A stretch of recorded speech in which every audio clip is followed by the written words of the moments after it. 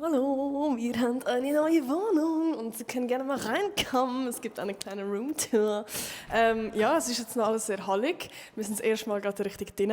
Das ist unser Gang und ich würde sagen, wir fangen mal mit dem spannendsten Zimmer an und das ist das WC. Uhu. Ja, wir haben insgesamt 3 Zimmer. Das ist das erste. Das ist hure hallig.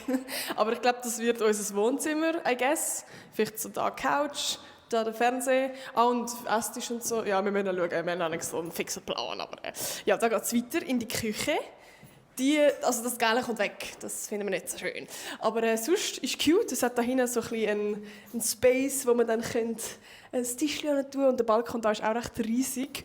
Und ja, das weitere Zimmer ist hier. Das ist ein bisschen kleiner, dafür hat es einen Balkon, das ist auch geil. Und da ist wahrscheinlich dann unser Schlafzimmer.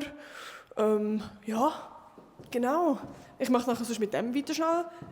Das ist das kleinste Zimmer, aber das wird, glaube ich, so ein bisschen unser Arbeitszimmer. So mit Schreibtisch und cute. Vielleicht sogar Podcast-Ecke, mal gucken.